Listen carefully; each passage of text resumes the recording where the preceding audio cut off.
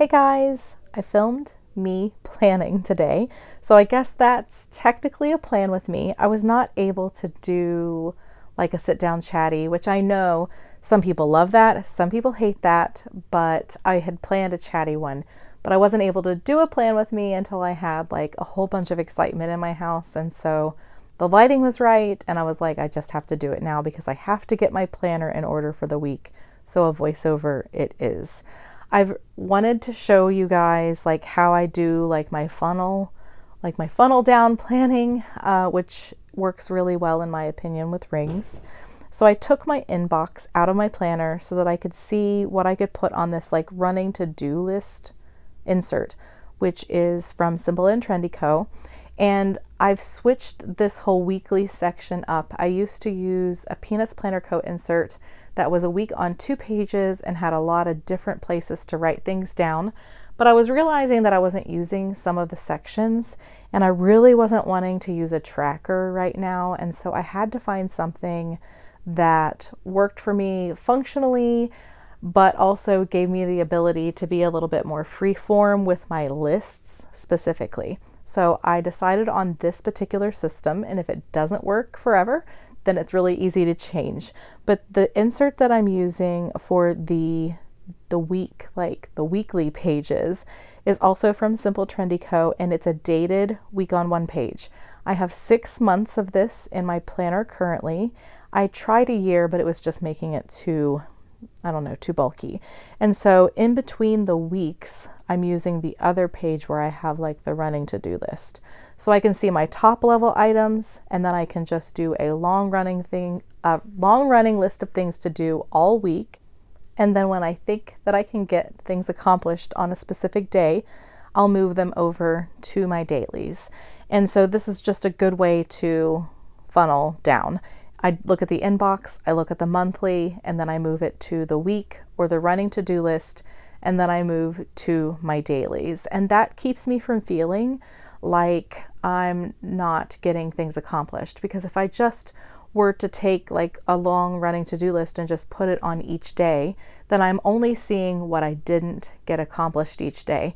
And that's going to make me anxious, and it's going to make me feel like I'm a failure. And I've just decided that I'm not going to set myself up for failure. And the fact that I'm in my daily pages all day, but I'm only in my weekly pages a few times or maybe once a day, so a few times to 7 times a week, and I'm in my dailies throughout the entire day. It helps me focus on the things that need to get done right now. So I had let my little planner supply run a little low, and I knew I needed to go ahead and take care of my inserts for the week for my dailies. And the dailies are the ones that I need to keep up with the most. But as you can see, even though this is on like double speed, it doesn't take long, and you have a week ready. My husband is kind enough to print these pages out for me, so I just have to cut them and then punch them, and it's obviously really quick. It's just about like, hey, you need to do this. And if I was patient, I would have taken more time today and cut even more out, but I like to live dangerously. I always make sure that I cut little slits in these because I do like the ability to pop, especially the dailies, in and out of my planner. And so even though the rings don't bother me, sometimes it's just easier to just get it out of the planner and go at it.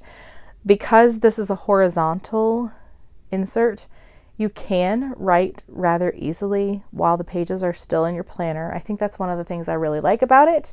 But if you need to get into your planner and really get serious or put a bunch of stickers down, it makes it really nice to have them out of the planner completely on your table. So I definitely recommend slitting your pages. I'm going through on each day, and I'm trying to remember as I do this, this is Monday, this is Tuesday. So I'm going through and I'm just highlighting in the upper right corner where I write the date, and then in the left-hand side of the page, I don't know my right from left, I usually put any appointments or my work schedule there. And then the middle section is like a running to-do list, which you're not going to see a lot of anything going on in the middle, while I do this plan with me, because like I said, I do these on a daily basis and try not to get ahead of myself. But I like to, for the whole week, go through and write down the day of the week and the date of that, and then my work schedule. And then when the day actually comes, I'll sit down with my planner and I'll write down the weather forecast right below the date. And then the right-hand side is where I'll generally have it like a little mini diary entry, and I'll just put down the noteworthy things that were important to me for the day. And I'm kind of doing this in multiple ways. I'm really, really stinking at doing my Hobonichi 5-year journal. And as much as I really wanted to, I also have not been using my weeks for back memory planning. If I had to choose between one or the other, it's much easier to go back in and fill in the Hobonichi 5-year. And so even though I plan to keep these ring pages in an archive, if I decide to go back and journal in my Hobonichi, either the 5-year or the weeks, then I'm going to have that as a memory trigger for what happened during the day when I take the time to do like a little mini journaling session in this section of my planner. I really enjoy working in my daily pages. I don't know, it makes me feel like I'm not overwhelmed, and I know I can put little memories there and not worry about it. I do like to decorate with stickers, which you'll see when I go over the pages that have already been done. But just looking at this view keeps me focused, keeps me centered, and it makes me feel less stressed. So I know exactly what's going on in the day. I know if I have any appointments. I know when I'm supposed to be at work, which I do see in my app every morning. I get up, whether I work or not usually. I usually just pop in and like, am I right? Right? I don't have to work today. And then just the running to-do list for the day. If my husband sends me a text and says, hey, we need to pick up bread, I'll write it down. And even if I don't look back in my planner, which I generally do, just the art of like writing it down helps cement it in my brain.